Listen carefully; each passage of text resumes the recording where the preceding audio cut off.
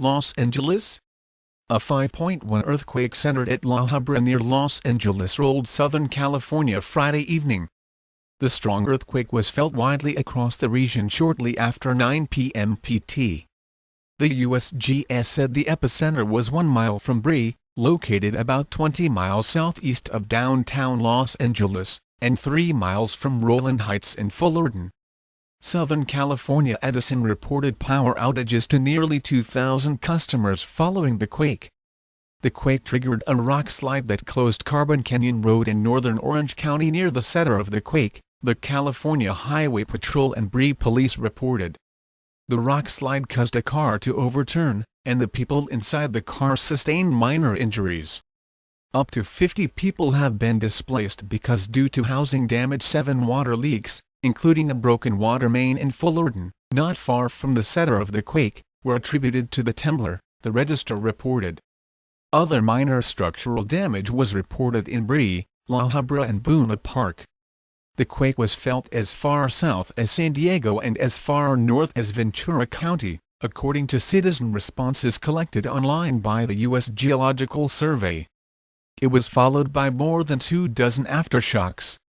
The 5.1 quake was preceded by a 3.6 quake an hour earlier. The larger quake rattled the region, and police and fire officials said they were looking for any damage. Several people who live in the area near the quake posted pictures on social media showing broken glasses and dishes that tumbled from shelves or cabinets. Tom Connolly, a Boeing employee who lives in La Mirada, the next town over from La Habra, said the magnitude -5.1 quake lasted about 30 seconds. "We felt a really good jolt. It was a long rumble and it just didn't feel like it would end," he told the Associated Press by phone. "Right in the beginning it shook really hard, so it was a little unnerving. People got quiet and started bracing themselves by holding on to each other. It was a little scary."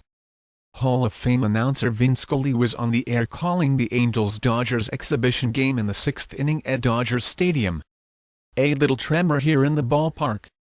I'm not sure if the folks felt it, but we certainly felt it here in Press Box Row," Scully said. "A tremor and only that, thank goodness." Los Angeles Department of Public Works said it was sending crews to check dams, bridges and other infrastructure for damage. Callers to KNX-AM reported seeing a brick wall collapse, water sloshing in a swimming pool, and wires and trees swaying back and forth. "Tonight's earthquake is the second in 2 weeks, and reminds us to be prepared," said L.A. Mayor Garcetti. The Los Angeles Police and Fire Departments have conducted an assessment and report no damage in the city.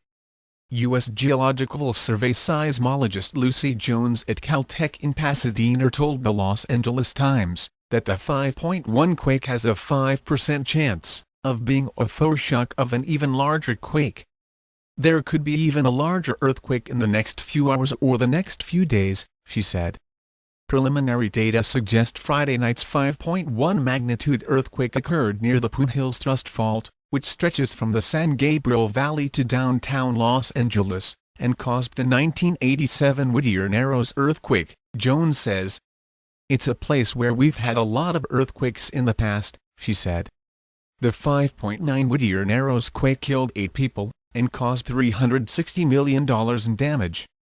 At Disneyland in Anaheim, rides were stopped as a precaution, the LA Times reported.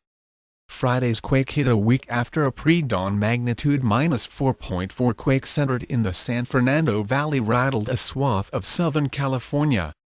That jolt shook buildings and rattled nerves, but did not cause significant damage. Southern California has not experienced a damaging earthquake since the 1994 magnitude -6.7 Northridge quake killed several dozen people, and caused $25 billion in damage.